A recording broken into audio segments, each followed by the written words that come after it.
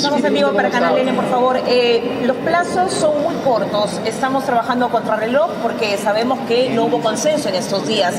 ¿Qué pasa si no se llegan a esos 87 votos en una primera legislatura y se necesita además que esto sea sometido en una segunda instancia, segunda legislatura? ¿Se plantea la renuncia de la presidenta como una opción?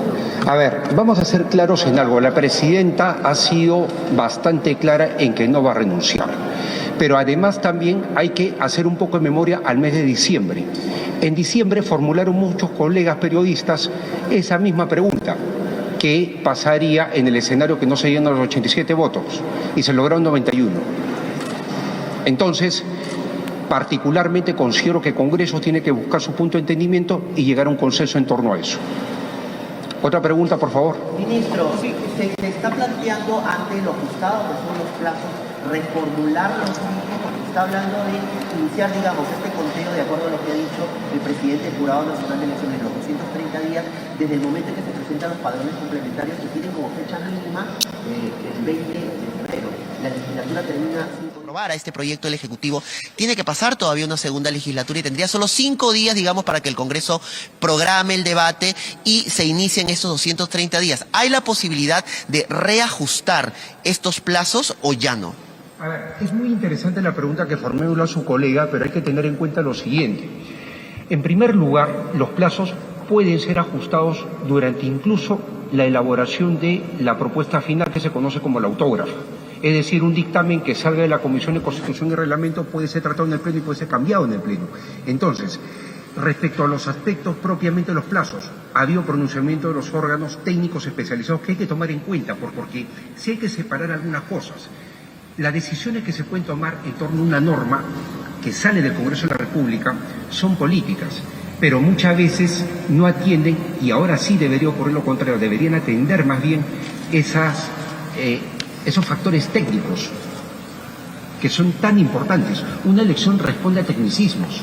Entonces, esperemos que por el lado de los órganos electorales se prepare, y en eso vamos a ayudar también desde el Ejecutivo, normatividad que permita hacer este proceso mucho más célere, mucho más rápido.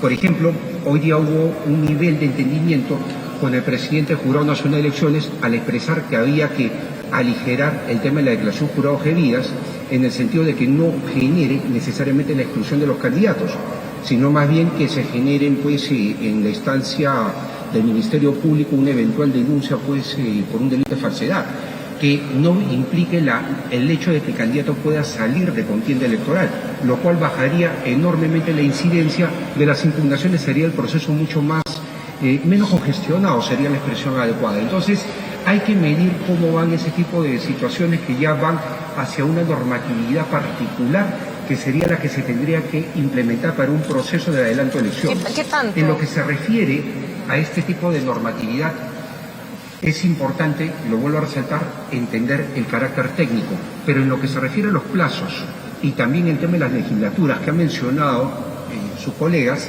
hay que tener en cuenta algo. Todo esto puede ser tratado también, más allá que por aspectos legales, con una fuerte dosis de voluntad política. Y eso es lo que hemos venido nosotros a invocar ahora como Ejecutivo, que tengamos con el Legislativo, respetando su autonomía, su soberanía, ese entendimiento, esa voluntad política que nosotros hemos expresado para adelantar estas elecciones. Ministro, usted ha dicho que la prioridad en este momento, estamos en vivo para RPP, es el adelanto de elecciones, un proyecto, digamos, que se adecue a la normativa y que no sean elecciones por elecciones. Sin embargo, otra de las promesas también, o mejor dicho, algo que adelantó la presidenta Boluarte, era un proyecto también de reforma de la Constitución. ¿Se tiene un plazo ya para la presentación de este segundo proyecto o están esperando primero los resultados en el Congreso de la República puntualmente de este proyecto, principalmente de adelanto de elecciones? Ya, también aprovecho este espacio para poder aclarar. Nosotros hemos discutido lo que es el adelanto de elecciones y hemos presentado un proyecto de ley sobre adelanto de elecciones. Lo otro no lo hemos tratado todavía, no hay una propuesta legislativa, y además también en lo que quiero ser bastante claro es en que debemos enfocarnos todos en el adelanto de elecciones. En realidad es muy importante que sobre ese punto haya un consenso y exhortamos a que el Congreso lo pueda hacer. ¿Por qué? Porque es muy importante dar un mensaje claro a la ciudadanía. Necesitamos nosotros niveles de gobernabilidad, de entendimiento. es muy importante que nos articulemos para atender esas necesidades que están afuera en la calle y que son del día a día, donde los problemas políticos que podemos tener las autoridades realmente no es del interés ciudadano. Entonces hay que abocarnos en solucionar esa agenda social que es tan necesaria de ser atendida.